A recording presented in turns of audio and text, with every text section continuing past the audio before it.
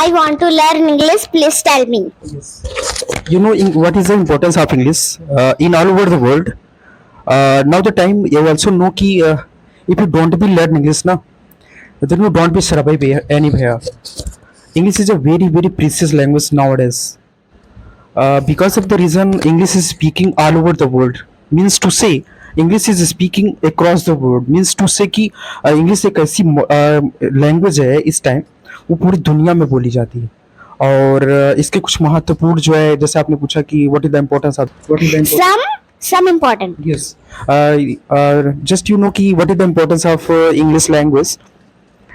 English is a universal language just like that. English is a universal means to say कि English एक ऐसी भाषा है जो ये पूरी यूनिवर्स में बोली जाती है, मीन्स टू से कि हर जगह अगर आप देखो तो that is very usable language in all over the world. What is the importance of English? If you understand about the values of this, then you find out about that कि if you go anywhere anytime and just like that, if you go a foreign country and you want to survive there, but you don't know, then you don't be survived there at this place. Because of the reason, if you have a dream to go another country and you survive there at those places, but you do not be survived there because of the reason you don't know how to speak English language. That is the values of this. Yes, that is the first thing.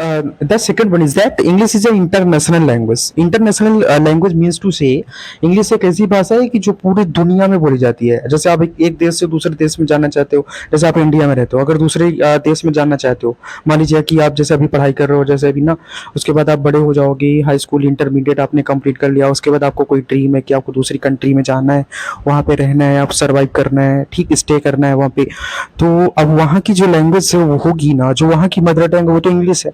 अगर आप वहाँ जा करके रह करके आप सोच रहे हो कि आप वहाँ स्टे करो, जा करके रुको, रहो, घूमो, टहलो, अपनी लाइफ को सर्वाइव करो वहाँ पे जा करके, तो that is not possible if you don't know how to express English language. Okay, अगर आपके पास कोई ड्रीम है कि हाँ फॉरेन कंट्री जाके रहना है या स्टे करना है, अगर आपको नहीं पता कि क्या इसकी वैल्यूज है, आपको नहीं पता कि कैसे इसको एक्सप्रेस किया जाता है, आपको नहीं पता कि हम कैसे इंग्लिश को बोलेंगे, सेकंड थिंग.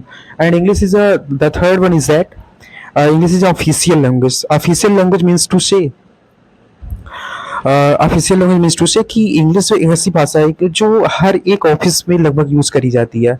आप जानते हो शायद कि इंग्लिश जो होती है वो एक ऑफिशियल लैंग्वेज इसलिए कही जाती है, रीज़न सिर्फ इसका यही है कि जितने भी ऑफिशियल वर्क होते हैं वो कंप्यूटर पर होते हैं, लैपटॉप पर होते हैं. Yes, okay.